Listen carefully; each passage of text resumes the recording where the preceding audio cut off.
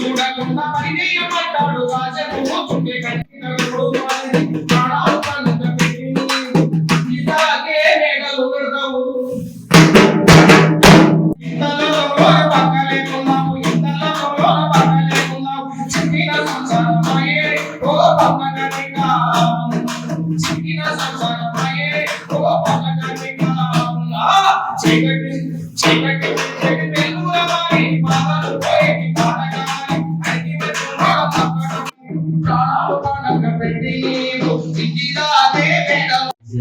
అలాగే మహిళల సంఘం నాయకురాలు ఇంకా వేదిక మీద ఉన్నటువంటి సభ్యులు, కాంగ్రెస్ అధ్యక్షులు నవకోటి ఉమ్మడి నెల్లూరు జిల్లా కమిటీ ఆధ్వర్యంలో ఈ సదస్సు నిర్వహించుకుంటున్న మీ అందరికీ కూడా అభినందనలు తెలియజేస్తాం. ప్రధానంగా మనం ఈ దేశంలో కార్మిక వర్గం తమ శ్రమ చేసి సంపద సృష్టిస్తూ ఉంటే ఆ సంపదని కొంతమంది అనుభవిస్తున్నటువంటి పరిస్థితి మనకి కనిపిస్తూ ఉంది. ఈ దేశానికి స్వతంత్రం వచ్చి 75 సంవత్సరాల కాలం గడిచిపోయినప్పటికీ కూడా నేటికి ఈ దేశంలో 180% మంది ఇంకా అభివృద్ధికి దూరంగా గ్రామీణ ప్రాంతాల్లో జీవిస్తున్నారనేటువంటిది ప్రభుత్వ లెక్కలే ప్రకటిస్తూ ఉన్నాయి. ప్రధానంగా దేశంలో ఉన్నటువంటి పాలక వర్గాలు అనేక ప్రభుత్వాలు వచ్చినప్పటికీ వచ్చిన ప్రభుత్వాలు ప్రతి ఒక్క ప్రభుత్వం కూడా ఆ దేశంలో ఉన్నటువంటి ప్రజలకి ఏం చేయాలి, ప్రజల అభివృద్ధికి మనం ఏం సంక్షేమ పథకాలు ప్రవేశపెట్టాలి, ప్రజల అభివృద్ధి కోరుకొని మనం ఎటువంటి పరిశ్రమలు అభివృద్ధి చేయాలనేటువంటిది ఈ ప్రభుత్వాలు ఆలోచించలేదు అనేది మనం అర్థం చేసుకోవాల్సినటువంటి అవసరం. నిజంగా ఈరోజు భారతదేశానికి మనం ఇల్లు కట్టుకోవాలని అంటే 1 లక్ష రూపాయలు, 2 లక్షలు, 10 లక్షలు అప్పు చేస్తాం. కానీ ఇప్పుడున్నటువంటి ప్రభుత్వాలు గత 75 సంవత్సరాలుగా ఈ దేశంలో ఉన్నటువంటి పాలక వర్గాలు చేసినటువంటి అప్పు 1,56,000 కోట్ల రూపాయలు ఈరోజు దేశంలో అప్పు ఉంది. ఈ 10 సంవత్సరాల కాలంలోనే మోడీ చేసిన అప్పు ఎంతనంటే 1,00,000 కోట్ల రూపాయలు అప్పు మోడీ ప్రభుత్వం చేసింది.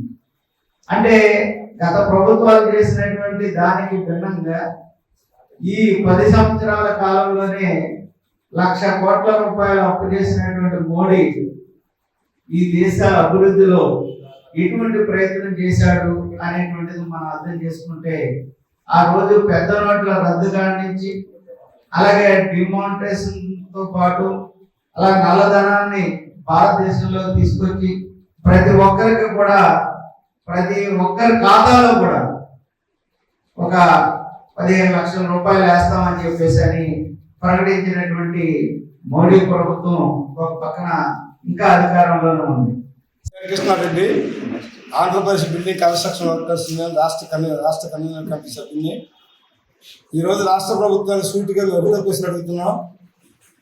భవన నిర్మాణ కార్మికులు నిర్మాణాలు చేసే 10 లక్షల పైబడ్డ నిర్మాణాల దగ్గర నుంచి వేలాది కోట్ల రూపాయల సెస్ రూపంలో వసూలు చేసి గడిచిన 8 సంవత్సరాల నుంచి ఇంతవరకు ఎక్కడ రాష్ట్ర వ్యాప్తంగా ఏ కార్మికుడు ప్రమాదాల బారిన పడితే ₹1 కూడా నష్టపరిహారం అందించకుండా రాష్ట్ర ప్రభుత్వం అనేది సోద్యం చూసే పరిస్థితి కనపడుతుంది. గతంలో 2014లో మీరు అధికారంలో ఉన్నప్పుడు సంక్షేమ బోర్డుని అమలు జరిపారు మీరే. మరి వాళ్ళ సూపర్ 6 పథకంలో సంక్షేమ బోర్డుని పునరుద్ధరిస్తామని చెప్పి హామీ ఇచ్చి భవన నిర్మాణ కార్మికుల సమస్యల పరిష్కారం కోసం భవన నిర్మాణ కార్మికులతో కలిసి పవన్ కళ్యాణ్ గారు వైజాగ్లో ఇసుక ఉచితంగా ఇవ్వాలని చెప్పి పాదయాత్ర చేసి సంక్షేమ బోర్డుకి ₹1 విరాళం ఇచ్చి ఇప్పుడు అధికారంలోకి వచ్చిన తర్వాత భవన నిర్మాణ కార్మికులు అంటే ఎవరో తెలియనట్టుగా వ్యవహరిస్తున్న పరిస్థితి. ఎప్పటికైనా చంద్రబాబు గారు, పవన్ కళ్యాణ్ గారు, లోకేష్ గారు మీ స్థానిక ఎమ్మెల్యేల దగ్గరికి వెళ్ళి వృత్త పత్రాలు ఇస్తుంటే మామూలుగా మీకు వాళ్ళు స్పందించకపోతే మా దగ్గర రమ్మని చెబుతున్నారు. మేము కేంద్ర కార్యాలయాల దగ్గరికి వచ్చి చింతపత్రాలు ఇచ్చాము, డైరెక్ట్గా సెక్రటరియట్కి వచ్చి చింతపత్రాలు ఇచ్చాము.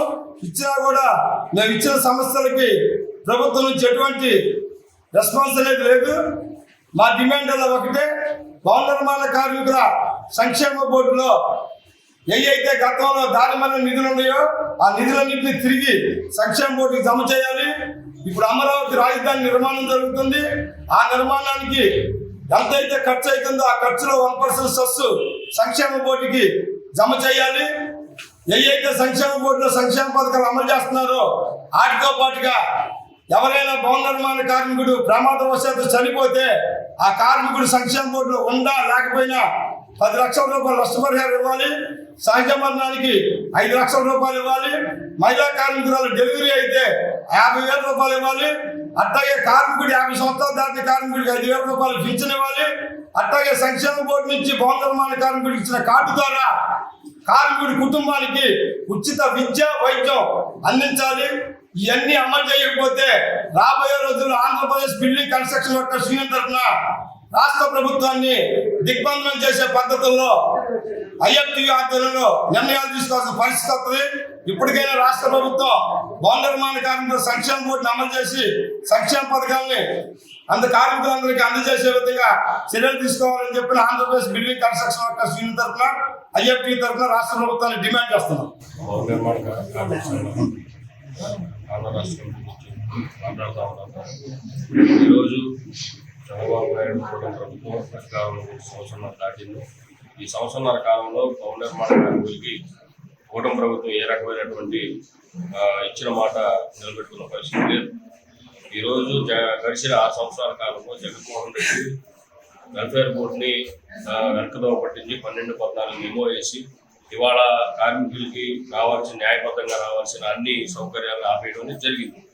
నువ్వు అధికారంలోకి వచ్చే ముందు ఎన్నికల వాగ్దానం ఇచ్చావు, ప్రతి మీటింగ్లో చెప్పావు, అన్నీ చేసి ఈరోజు ఈ 12-14 మెమోని వెనక్కి తీసుకున్న మెమో అది జీవో కూడా కాదు, మెమోని వెనక్కి తీసుకునే పరిస్థితి వాళ్ళ తెలుగుదేశం నాయకత్వం చూస్తూ ఉన్నాం. వల్ల ముఖ్యంగా ఇంకొక నాయకుడు పవన్ కళ్యాణ్ రాష్ట్రంలో నా అంటే ప్రశ్నించేవాడు లేడు, నాకంటే మాట్లాడేవాడు లేడు అని చెప్పి గట్టిగా చెప్పుకుంటూ ముందుకు వచ్చిన పవన్ కళ్యాణ్ ఇవాళ మాట్లాడటానికి నోరే లేకుండా పోయిందని చెప్పేసి వాళ్ళు మేము అతని మీద అభియోగం పెడతా ఉన్నాం. ఎందుకంటే నువ్వు ఇచ్చిన ₹1 కోటి వెళ్ళిపోయినాయి.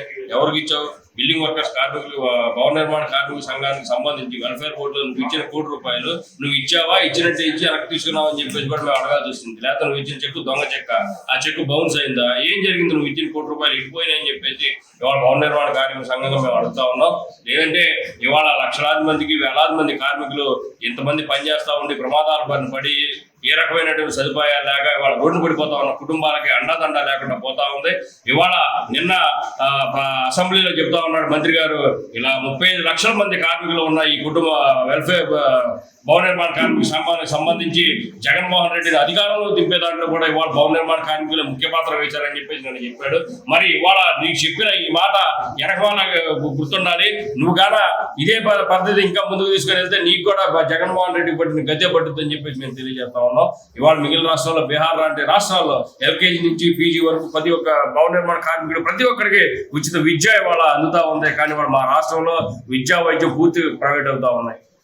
మరి వెల్ఫేర్ బోర్డులో ఉండి అన్ని సంక్షేమ పథకాలు అవుతున్నాయి. నిన్న కాకపోతే తెలంగాణలో 6 లక్షల రూపాయలు వెల్ఫేర్ బోర్డు నుంచి ఇస్తా ఉన్నారు చనిపోయిన కార్మికుడికి, బళ్ళు ఇచ్చారు పని చేసుకునే ప్రతి ఒక్క కార్మికుడికి.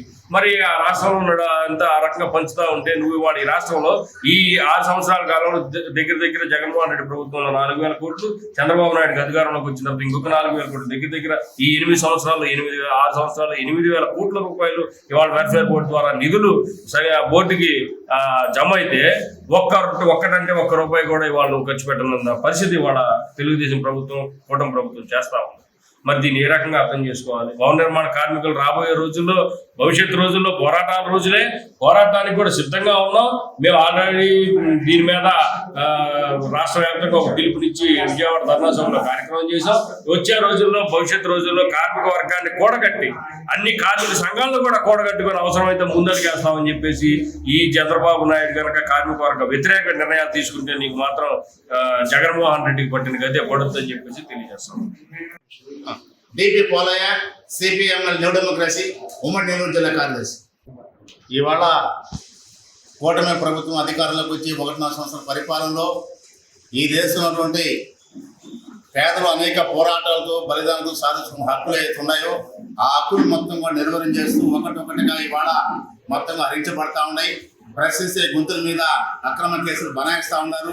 ఇవాళ ఆపరేషన్ కగారుపేట ఛత్తీస్గఢ్ ప్రాంతంలో మధ్య భారత ప్రాంతంలో ఇవాళ ఆదివాసులు తమకున్నటువంటి భూముల హక్కుల కోసం వాళ్ళు పోరాడుతుంటే అమిత్ షా లాంటి ప్రభుత్వాలు, మోడీ లాంటి ప్రభుత్వాలు ఇవాళ నిర్దాక్షిణంగా ఇవాళ పార్లమెంట్ దళాలు దించి ఇవాళ ఆదివాసుల మీద ఏకపక్షంగా కాల్పులు జరిపి ఇవాళ 100 మంది ప్రాణాలు, 1000 మంది ప్రాణాలకి ఇవాళ ప్రభుత్వం కారకులు అవుతుంది. అందుకని సిపిఎంఎల్ పార్టీగా మేము ఇవాళ రాష్ట్ర కేంద్ర ప్రభుత్వం డిమాండ్ చేస్తాను. ఆ ప్రాంతంలో ఆదివాసీ ప్రాంతం ఉన్నటువంటి వేలాది లక్షలాది కోట్ల సమయం ఖనిజ సంపదని మొత్తం కూడా తరలించే దానికోసం ఆ సంపద మొత్తం కూడా అంబానీ ఆదాని లాంటికి అప్పగించేదాని కోసం ఇవాళ కేంద్ర ప్రభుత్వం కుట్ర చేస్తుంది. దీనికి వ్యతిరేకంగా అక్కడ ఉన్న సంపదను కాపాడడం కోసం, వాళ్ళ భూముల హక్కులు కాపాడడం కోసం ఆదివాసులు చేస్తున్న పోరాటానికి మావోయిస్టు పార్టీ అండగా ఉందని చెప్పిన నేపథ్యంతో ఇవాళ లక్షలాది మంది పార్లమెంటు దళాన్ని దించి ఇవాళ మొత్తం కూడా ఏకపక్షంగా కాల్పులు జరుపుతున్నారు. భారతదేశంలో ఉన్నటువంటి మొత్తం కూడా ప్రజలు, ప్రజాస్వామిక వాదులు, పౌరులు మొత్తం కూడా ఈ దేశంలో ముక్త కంటతో మావోయిస్టులతో శాంతి జరపాలి, ఈ దేశంలో శాంతి నెలకొల్పాలని చెప్పి ఇవాళ మేధావులు మొత్తం దేశవ్యాప్తంగా ఆందోళన చేస్తా ఉంటే, సదస్సు చేస్తా ఉంటే ఇవాళ రాజ్యాంగం మీద ప్రమాణం చేసి అధికారులకు వచ్చినటువంటి మోడీ ప్రభుత్వం ఇవాళ రాజ్యాంగాన్ని ఉల్లంఘిస్తున్నారు. రాజ్యాంగంలో పొందుపరిచిన హక్కులు మొత్తం హరించబడుతున్నాయి. అనేక పోరాటాలు బలిదానం సాధించుకోవడం చట్టాలు అయితే ఉండవు. ఆ చట్టాలు మొత్తంగా నిర్వహణ చేస్తూ ఇవాళ మొత్తం ప్రజలు మొత్తం కూడా జీవన విధానం దెబ్బతీస్తా ఉన్నారు. ఈ క్రమంలోనే రాజ్యాంగం మీద ప్రమాణం చేసి అధికారులకు వచ్చినటువంటి మోడీ ప్రభుత్వం ఇవాళ పౌరుల మీద దాడి చేస్తా ఉన్నారు. ఇవాళ ఆదివాసులు ఈ దేశ పౌరులు కాదని చెప్పని ఇవాళ సిపిఎం నుండి మేము సూటిగా ఇవాళ కేంద్ర ప్రభుత్వం పరిశీలిస్తున్నాం. మీకు చిత్తశుద్ధి ఉంటే ఇవాళ పాకిస్తాన్ తో యుద్ధం ఎందుకు ఇవాళ విరమించుకున్నారు? ఇవాళ ట్రంప్ లాంటి వాళ్ళు ఇవాళ సుంకాలు తీసుకొచ్చి మొత్తం భారతదేశం తీవ్రమైన అన్యాయం చేస్తా ఉంటే దీనికి వ్యతిరేకంగా ఎందుకు మీరు కొట్లాడలేదు? దీనికి వ్యతిరేకంగా మాట్లాడే పరిస్థితి లేకుండా మౌనం వేస్తున్నారు. మరి ఈ దేశంలో ఆదివాసులు బిడ్డలు ఆదివాసులు తమ హక్కుల కోసం, భూమి కోసం పోరాడుతుంటే ఆ భూమి మీద ఉన్న సంపద మొత్తం ఏతుందో ఆ సంపద మొత్తం కూడా బడా కార్పొరేట్ శక్తులకు, బడా పారిశ్రామిక అప్పచెప్పేదాని కోసం, అక్కడ ఉన్న లక్షలాది ఎకరాలు కారు సక్కుగా తాకట్టు పెట్టేదాని కోసం ఇవాళ తీవ్ర ప్రయత్నం చేస్తా ఉంది. ఈ ప్రయత్నాన్ని తిప్పుకుంటే విధంగా ఈ దేశంలో, ఈ రాష్ట్రంలో ప్రజానికం దీనికి వ్యతిరేకంగా ఉద్యమించాలని సిపిఎంఎల్ కలిసి జిల్లా కమిటీ నుంచి ఇవాళ మేము కోరుతా ఉన్నాం. కాబట్టి తక్షణమే కేంద్ర రాష్ట్ర ప్రభుత్వాలు వెంటనే స్పందించాలి. ఇవాళ మావోయిస్టులతో చర్చ జరిపి మావోయిస్టులకి ఆ ఆదివాసుల మీద జరుగుతున్న దాడిని మొత్తం కూడా ఆపాలి. తక్షణమే ఆదివాసుల పేరుతో మావోయిస్టులను వెంటాడుతున్నటువంటి పార్లమెంటు దళాన్ని వెంటనే వెనక్కి తీసుకునే విధంగా ఇవాళ ప్రభుత్వం స్పందించాలని చెప్పని ఇవాళ సిపిఎం పార్టీగా మేము డిమాండ్ చేస్తున్నాం. ఆ వైపున ప్రయత్నం చేయాలని కోరుకుంటా ఉన్నాం. హిట్ టీవీ యాప్, ఇందులో short news, live news, entertainment shows, movies, digital magazines తో పాటు మీ జిల్లా వార్తలను కూడా ఫ్రీగా చూడొచ్చు. ఇంకెందుకు ఆలస్యం? వెంటనే హిట్ టీవీ యాప్ ని డౌన్లోడ్ చేసుకుని ఫ్రీగా ఎంటర్టైన్మెంట్ పొందండి. Hit TV app. Hit TV app. Please download hit TV app. Hit TV app ని ఫ్రీగా డౌన్లోడ్ చేసుకుని ఎంజాయ్ చేయండి. మీకు నచ్చిన ఎంటర్టైన్మెంట్ కోసం హిట్ టీవీ యాప్ ని ఫ్రీగా డౌన్లోడ్ చేసుకుని ఎంజాయ్ చేయండి. హిట్ టీవీ యాప్ ని డౌన్లోడ్ చేసుకుని ఆస్వాదించండి, ఆశీర్వదించండి. ఇంతమంది సెలబ్రిటీలు హిట్ టీవీ యాప్ ని డౌన్లోడ్ చేసుకోండి అని చెప్తున్నారంటే ఎంత మంచి యాప్ ఆలోచించండి. అమెరికా అమెరికా అమెరికా అమెరికాలో చదవాలనుకునే వాళ్ళకి విశ్వసనీయమైన పేరు మన శౌర్య కన్సల్టెన్సీ. UK లో 1 year masters, UK లో 1 year masters, 2 years work permit up to 5 years visa. Contact Saurya Consultancy. Contact 89851 89851.